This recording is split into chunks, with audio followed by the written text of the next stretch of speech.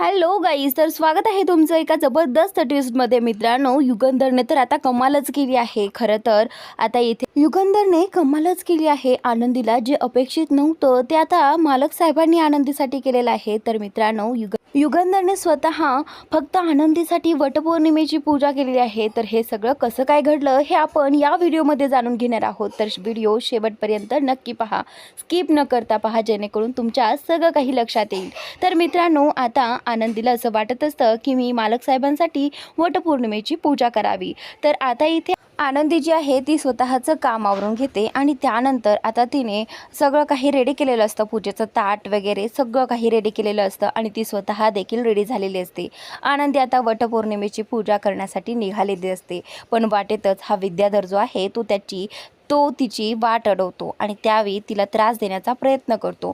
आणि त्यानंतर आता इथे आनंदी जी आहे ती एका ठिकाणी बेशुद्ध पडते आणि त्यावेळी आता इथे सुनीता तिच्यासोबत असते. पण सुनीताला विद्याधरमुळे काहीही करता येत नाही. पण ताबडतोब ज्यावेळी आता आनंदी खाली पडते त्यावेळी सुनीता घाबरते आणि विद्याधर देखील आता तिथून पळून जाण्याचा प्रयत्न करू लागतो. तर त्यानंतर आता इथे या सुनीताने घरी मालक साहेबांना फोन केलेला आहे आणि मालक साहेबांना सांगितलं आहे की आनंदीताई पूजा करायला जात असताना वाटेतच पडल्यात. तर आता इथे युगंधरच्या थोडं लक्षात यायला लागतं की आनंदी अशा पडणार नाहीत. तर त्यावेळी आता सुनीताताई सोबत असताना आनंदी अशी पडणार नाही हे देखील मालक साहेबांच्या लक्षात आलेलं असतं. तर त्यानंतर मालक साहेब जे आहे ते आनंदीपर्यंत पोहोचतात आणि मालक साहेबांच्या आता लक्षात येतं की आनंदीला ही जी पूजा आहे ना ती किती मनोभावे करायची होती आणि किती इच्छा होती आनंदीला ही वटपौर्णिमेची पूजा करण्यासाठी. तिला कालच सगळं काही सांगितलं होतं की ही पूजा माझ्यासाठी करण्याची तुला अजिबात गरज नाही. तरीसुद्धा आनंदीने त्यांच्याकडे हट्ट केला होता की नाही मालक साहेब, मला ही पूजा करायची आहे आणि माझ्यासाठी ही पूजा खूप महत्त्वाची आहे. तुम्ही जरी मला बायको मानत नसलात ना तरीही माझ्यासाठी ही महत्त्वाची आहे. मालक साहेब, मी आतापर्यंत तुमच्याकडे काहीच मागितलं नाहीये, पण मला प्लीज एवढी गोष्ट द्याल का, तुम्ही मला ही पूजा करू द्याल का? तर आता मालक साहेबांनी ठरवलं आहे की ठीक आहे, तुझ्या मनात एवढी इच्छा आहे तर कर तू पूजा. तर आता मालक साहेबांनी तिला परमिशन दिली होती, पण हे सगळं आता काय होऊन बसलं असं याचाच विचार आता इथे मालक साहेब करत असतात. ज्यावेळी मालक साहेब आनंदीला घरी घेऊन येतात त्यावेळी तिच्या डोक्याला थोडासा मार लागलेला असतो. तर मालक साहेबांनी स्वतःच्या हाताने इथे या आनंदीच्या डोक्याला पट्टी वगैरे केलेली असते आणि आनंदी आता इथेच कॉटवरती झोपलेली असते. त्यावेळी मालक साहेब जे आहे ते एकटक आनंदीकडे पाहत असतात. तर आता मालक साहेब हा विचार करतात की खरंच आनंदीला ही पूजा किती मनोभावे करायची होती ना, किती इच्छा होती आणि आता तिची इच्छा अशीच अपूर्ण राहील का? तर आता इथे मालक साहेब ठरवतात की नाही आनंदी, तू माझ्या घरासाठी, माझ्या मुलांसाठी एवढं सगळं काही करते म्हणजे बघ ना, आज समिधा नाही आहे पण तिची जागा तू भरून काढण्यासाठी स्वतःचे प्रयत्न करते आहेस. मग मला आनंदी तुझ्यासाठी, तुझी एवढी इच्छा पूर्ण करण्यासाठी काहीतरी करायला हवं असं मालक साहेब इथे म्हणत असतात. तर लगेचच आता मालक साहेबांनी ठरवलं आहे की आनंदी जी पूजा करणार होती ती पूजा आता मी स्वतः करणार आणि तेही फक्त आनंदीच्या आनंदासाठी.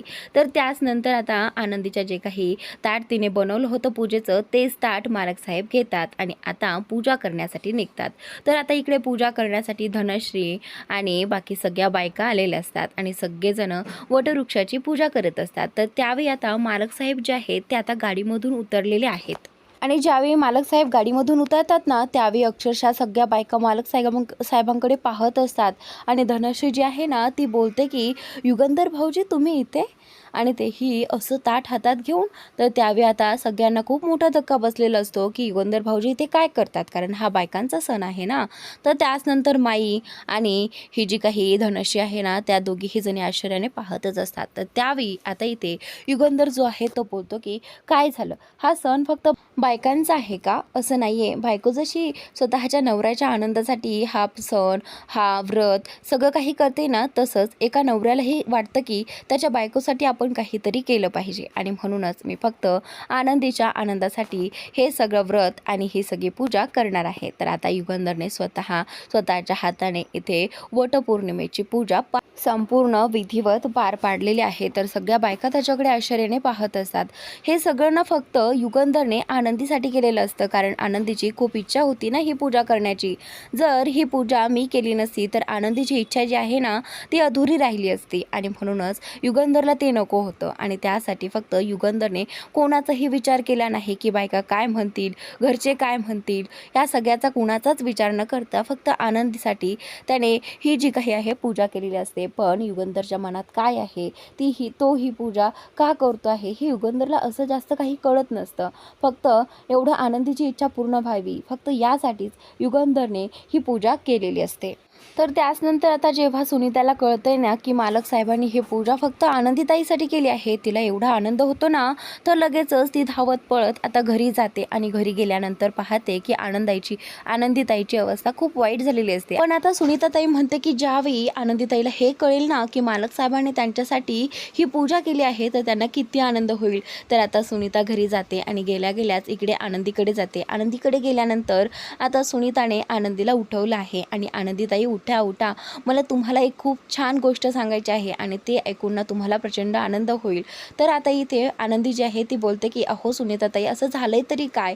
तर त्यावेळी आता इथे तिच्या डोक्याला जरासा प्रेशर पडत असतो, ताण होत असतो. ती बोलते की सुनीताताई सांगा ना असं नेमकं काय घडलं आहे. तर त्यावेळी आता सुनीताताई सांगू लागते की आनंदीताई, आज मालक साहेबांनी तुमच्यासाठी वटपौर्णिमेची पूजा केली आहे आणि ते स्वतः ती सगळी तुमची पूजेचं ताट वगैरे सगळं काही निघून.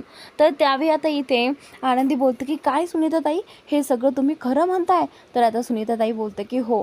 आणि थोड्याच वेळात ज्यावेळी मालक साहेब घरामध्ये पाऊल टाकतात, मालक साहेब आता घरी आलेले असतात. मालक साहेबांना कुठेतरी आता विद्याधरवरती डाऊट आलेला असतो आणि आता मालक साहेब विद्याधरची जाम घेणार असतात, म्हणजे त्याला ती सोडणारच नसतात. पण आता मालक साहेब जे आहे ते आता घरी आलेले असतात आणि सुनीता जी आहे ती आनंदीला लगेचच रूमच्या बाहेर घेऊन येते. आणि त्याचनंतर आता आनंदी जी आहे ती आता रूमच्या बाहेर आल्यानंतर लगेचच मालक साहेबांकडे येते. मालक साहेबांकडे आल्यानंतर आता ती आनंदी जी आहे ती लगेचच मालक साहेबांच्या पाया पडू लागते आणि मालक साहेबांना बोलू लागते की मालक साहेब, आज तुम्ही माझ्यासाठी खूप काही केलं आहे. आज मी खूप खुश आहे. आज जे काही केलं आहे ना ते माझ्यासाठी खूप मोठी गोष्ट आहे. तर आता मालक साहेब जे आहे ते आनंदीला बोलतात की हे बघ आनंदी, माझ्या मनात असं काहीच नाही आहे, पण तुझी इच्छा होती आणि तुझी इच्छा अपूर्ण राहू नये म्हणूनच मी ही वटपौर्णिमेची पूजा करण्यासाठी गेलो होतो. तर त्यावेळी आता इथे मालक साहेब जे आहे ते आनंदीला उठवतात आणि आता आनंदीला उठवल्यानंतर आनंदीला जरा गरगरायला लागतं आणि आनंदीला चक्कर आल्यासारखे वाटते. तर त्यावेळी आनंदी पडणारच असते. तर आता इथे मालक साहेबांनी आनंदीला पकडलेलं आहे आणि आनंदीला सांगितलं आहे की आनंदी, तू आता असं फिरायचं नाहीस, तुला जरा डोक्याला त्रास होतोय ना, त्यामुळे तू फक्त आणि फक्त आराम करायचा. जेव्हा तुला बरं वाटेल तेव्हाच तू रूमच्या बाहेर यायचंस. तर आता आनंदी बोलते की ठीक आहे मालक साहेब, पण तुम्ही आज माझ्यासाठी खूप काही केलं आहे. तर आता मालक साहेब जे आहेत ते बोलतात की आनंदी, तू आधी बसून घे. तर आता इथे लगेचच सुनीता आनंदीसाठी पाणी घेऊन येते. पाणी घेऊन आल्यानंतर मालक साहेब जे आहे ते लगेचच आता आनंदीला पाणी पाजतात आणि ज्यावेळी आनंदीला ते पाणी पाजतात स्वतःच्या हाताने, त्यावेळी आनंदीला प्रचंड आनंद होतो. कारण आज खऱ्या अर्थाने तिचं जे काही व्रत आहे ना ते वटपौर्णिमेचा उपवास तो आज फळाला आला होता. कारण आज स्वतःच्या नवऱ्याने तिला स्वतःच्या हाताने पाणी पाजलं होतं. तर आता हे पाहूनच आनंदीला प्रचंड आनंद होतो. आणि त्याचनंतर ज्यावेळी आता इथे युगंधर जो आहे तो आनंदीला पाणी वगैरे पाजत असतो आणि ज्यावेळी युगंधरच्या आनंदी पाया पडली होती ते सगळं दृश्य इथे पृथ्वीने पाहिलेलं असतं. आणि आता पृथ्वी तिथे आलेला असतो आणि पृथ्वी आता या सगळ्यांना हा जाब विचारत असतो की हे सगळे आपल्या घरामध्ये काय घडते, आमच्या नजरेसमोर हे सगळं काय चाललं आहे, म्हणजे ही मुलगी तुमच्या पाया का पडत आहे आणि या मुलीला तुम्ही पाणी का पाजत आहे, असे सगळे प्रश्न आता इथे पृथ्वीने युगंधरला म्हणजेच मालक साहेबांना विचारलेले आहेत. माई, बापू, शिल्पा सगळेजण तिथे असतात. आता शिल्पाचीही बोलती बंद झालेली आहे, कारण त्या शिल्पाने पृथ्वीला खोटं सांगितलेलं असतं की ही मुलगी या घरची मोलकरीण आहे. पण आता जर युगंधरने हे सगळं सत्य पृथ्वीला सांगितलं तर काय होईल हा प्रश्नही तिला पडलेला असतो. पण आता युगंधर बोलतो की आता खूप झालं, आता मुलांपासून हे लपवण्यात काहीच अर्थ नाही आणि आनंदीला किती दिवस असं नोकरानी बनून या घरामध्ये ठेवायचं आहे. त्याचमुळे आता युगंधरने सगळ्यांसमोर पृथ्वीसमोर, मितालीसमोर, बाकी सगळ्यांसमोर सांगितलं आहे की ही आनंदी आपल्या घरातली मोलकरी नाही, तर ही माझी बायको आहे. आणि त्याच वेळी आता इथे मुलांना खूप मोठा धक्का बसणार आहे हे सत्य ऐकून. तर आता इथे हा जो विद्याधर आहे ना, इकडे विद्याधरचा पॉईंट दाखवला गेला आहे. विद्याधर मनातच म्हणत असतो की आत्ता बोल. आता दादाचं सत्य मुलांसमोर आलं आहे. म्हणजे आता मुलांच्या नजरेत ह्या दादाची जी काही किंमत आहे ना, ती आणखी शून्य होणार आणि आता मी माझी त्यांच्या नजरेत किंमत वाढवण्याचा प्रयत्न करणार. आता बघ आनंदी, आता तुझ्या ज्या काही आयुष्यात मी कसं वादळ आणतो ना, ते आता तू बघच, असं विद्याधर इथे मनातच म्हणत असतो. पण आता इथे शिल्पा ही काळजीत पडलेली असते की आता मुलं काय करतील. मुलांना हे सत्य कळाल्यानंतर मुलं ही घर सोडून जाणार तर नाही ना, कारण शिल्पाला हे असं नको आहे की मुलांनी हे घर सोडून कुठेही जाऊ नये. खरं तर या आनंदीला घराबाहेर काढण्याच्या नादात आता शिल्पाने इथे तिला नोकरानी बनवलं होतं. पण आता शिल्पाचा हा जो काही प्लॅन आहे ना, तो देखील इथे फ्लॉप झालेला आहे. कारण युगंधरने सगळ्यांसमोर आनंदीला स्वतःची बायको मानलेलं आहे आणि हे सत्य सगळ्यांसमोर आता कबूल देखील केलेला आहे. युगंधर जो आहे तो म्हणत असतो की मला यापुढे आता आनंदीला कोणीही नोकरानी म्हटलेलं अजिबात चालणार नाही. समजलं सगळ्यांना? सगळ्यांच्या लक्षात आलं का? तर आता युगंधर सगळ्यांना सांगत असतो. त्यावेळी मुलं जे आहे ते या धक्क्यातून सावरलेले नसतात. त्यांना अजूनही धक्का बसलेला असतो. कारण हा धक्का जो आहे ना, तो त्यांच्यासाठी खूप मोठा आहे. समीदाई जी ज्यांच्यावर ते जीवापाड प्रेम करायचे, माझ्या आईला एका क्षणात हा माणूस कसं काय विसरू शकतो, हा प्रश्न देखील इथे पृथ्वीला पडलेला असतो. तर आता मिताली इथे आनंदीच्या समोर येते आणि मिताली देखील आनंदीला बोलू लागते की आम्ही तुझ्याशी किती चांगल्या पद्धतीने बोलत होतो, पण तुलाही हे आमच्याशी शेअर करावंसं वाटलं नाही का? तुलाही हे सत्य आमच्यापासून लपून ठेवावंसं वाटलं का? आम्ही तुला किती चांगली व्यक्ती म्हणून तुझ्याशी बोलत होतो, असं मिताली आता आनंदीकडे पाहून म्हणत असते. पण आनंदीने या सगळ्याची कल्पनाच केली नव्हती. युगंधर साहेबांनी, मालक साहेबांनी आनंदीला सांगितलं होतं की हे खोटं नाट्य करण्याची अजिबात गरज नाही आहे.